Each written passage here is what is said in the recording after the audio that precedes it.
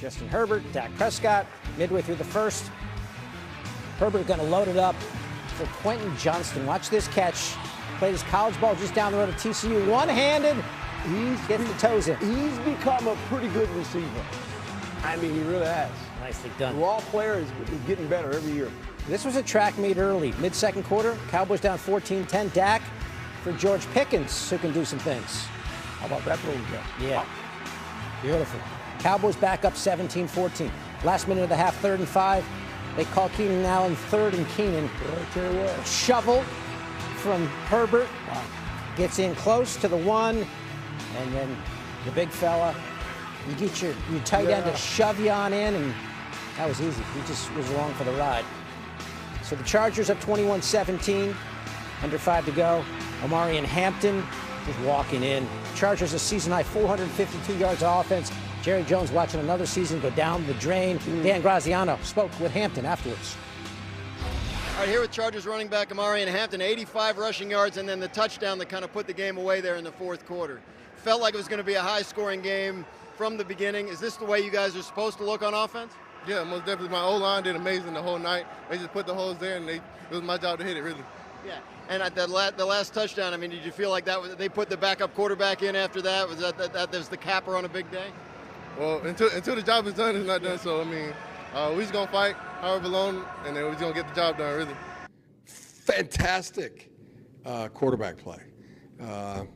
It's definitely MVP caliber. I mean, he's doing things game after game that are reserved for only the best, that are in the game and have ever played the game. We're playing meaningful football in December, and a lot of teams aren't, and that's the tough part about the NFL. And guys have continued to show up, and I think they're really thankful for the opportunity to be here. And we've got a really good opponent coming to town next week, and so we got to be on our stuff this week and make the most of every opportunity that we get. Do you feel like this team underachieved this year?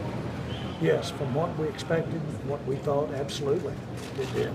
We all underachieved, really, and the fact we're not in the playoffs says that for you.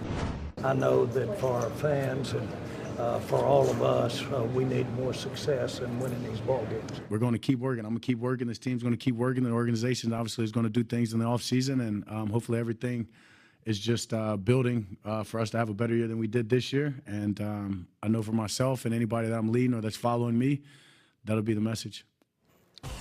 30 years since the Cowboys' last Super Bowl. Dallas eliminated from playoff contention. They were actually the betting favorites in this game. And the Chargers now 4-0 this season as the underdog, which is on pace to be the 2nd best record by any team in a season since the merger. So here we go. The LA Chargers have won 4 in a row, now 11-4 on the season. They are starting to make some noise down the stretch. What are you seeing with this club? They did what they needed to do when you play the Dallas Cowboys. This is an offensive game, and you know that. You tell your offense, you keep scoring until they tell you to stop. Because when you play the Dallas Cowboys, their offense, now didn't do it today, they have a playoff offense. This Cowboy team can score in the high 20s, 29, 30 points. But their defense is leaky, to be nice. You know you have to score at least 30 points against these guys because that offense can get going. I'll give the Chargers credit defensively. They didn't let them score, but their offense was spot on. That's how you have to play the Cowboys, with the mindset, we got to score points. They were able to do it today. Now they got another team from Texas coming up. The Texans That's a coming to different town, defense. going to SoFi this week. That game's Saturday night, so a lot to look forward to there as two hot teams are converging there, Art. Yeah, the Chargers have a very tough schedule, as you mentioned, the Texans and the Broncos. We will be over on ESPN at the conclusion of volleyball. Herm. It's a full way through.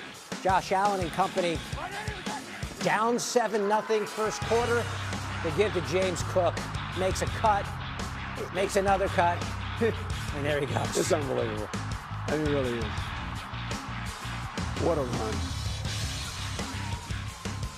A little bit later. The give to Cook. Just keep giving him the number now, 4. he's had some problems extending and fumbles near the goal line, but he gets it done there. Yeah, it's kind of like, don't do it. If it works, they'll accept it, but they don't like guys doing that unless it's 4th down. All right, 20-10 game. You figure out the Bills have got this. Not so fast. No. Trouble, Josh Allen. Where's he going? He's the wrong way. and don't do it. it's sort of a savvy play by Allen to extend the ball and avoid the safety. And Myles Garrett did not get the sack He did here. not. They gave it to somebody else. Myles Garrett still one away from breaking the record. Wasn't the first guy to touch Allen, so Mason Graham gets the sack. Allen actually kind of hurt his foot, took x-rays, but did return to the game. That's not good. 20-10 at halftime. Now it's 23-10. Harold Fannin Jr., the rookie tight end, goes over. Gets a rushing touchdown.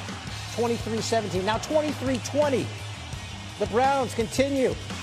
On a fourth down, Shedeur Sanders gets dragged down by Greg Rousseau. Bills take it 23-20, the final. Is that a sigh of relief there, something? Yeah, just, again, we feel like we're in playoff mode now, and it's just find a way to win a football game. It obviously wasn't the prettiest way we can win. Got some stuff to clean up, but we'll take a victory. Myles, that play where Josh wound up getting sacked at the one and you got a half for it, did you know, like, right away how it was going to be? No, man.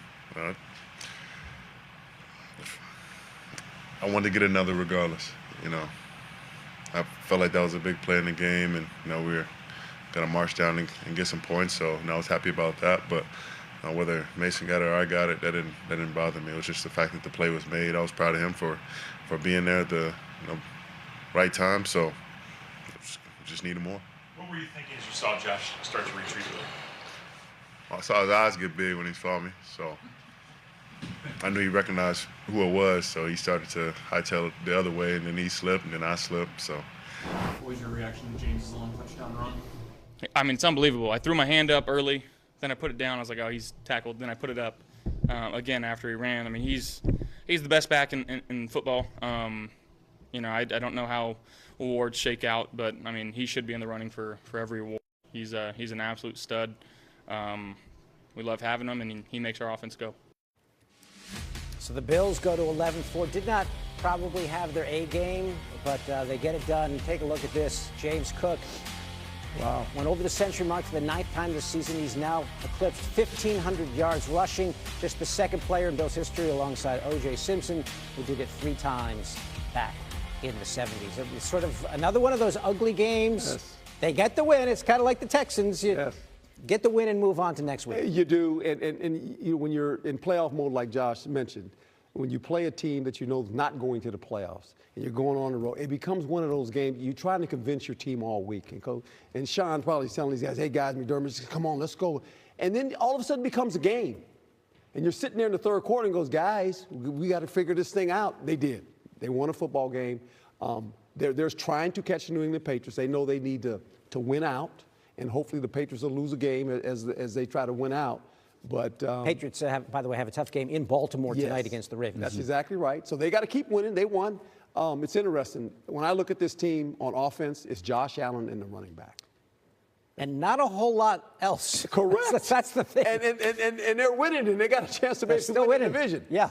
That might be enough. I don't know. We'll see. 2 incredible players at those positions. The Bills improved to 10-0 when winning the turnover battle as well. They were 2-0 today. But as a coach, let's continue that coaching conversation. Very interesting. Are you scared of games like this and how they played against teams that are out of the playoffs? You're nervous. You're always nervous. This is where you go that week to your veteran leadership group, and you're telling those guys, hey, man, make sure you tell these guys now. This is going to be this is pro football.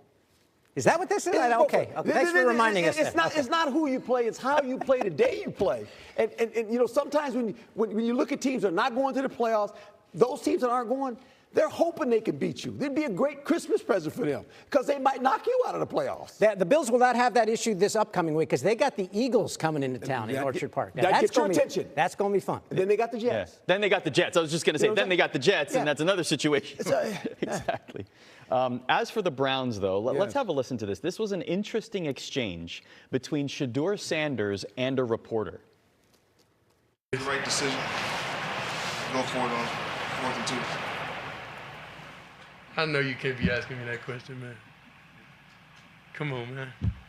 We can't see that's like the thing. Like, if we want to change the narrative, change the franchise, if we want to help, we got to speak life. You can't. Those type of things is separate us. Like a lot of the players like get these type of questions, and then we want to be working with y'all. We want to be proactive, but like when you ask questions or when questions are asked to us players, and it's like you pinning stuff against each other, it's like, come on now, you know, it's like a thing in the locker room. Like, you know, we're not gonna be able to talk to them for real. We're not gonna be able to give them what they need, like, because that separates the team. That don't help anything. It don't help anything in any situation, no matter how you answer it. First thing here, he had a smile on his face when he started the answer. I don't think he was happy, Coach. He was not. No, he definitely But that's was not. who he is. That's his personality. And he did a great job of answering the question. Basically what he's saying is this, is when the game is done, there's always some errors, maybe decisions that a coach made, maybe a player made. I know that being a head coach. You go in front of the masses and you lose a game, there's some things some players did wrong. When you get in the meeting room, you tell those players that in front of the players. When you walk to the media, you say, we got to do a better job of coaching, right? And the players get it too. The players on the other side of it, when they're in the locker room, they're saying, hey, you know, we got to do a better job of playing. That's a team. That's what he's talking about. But when players start pointing at coaches and coaches start blaming the players, then you got a problem. Yeah. Shedeur averaged just over 2 air yards per attempt in this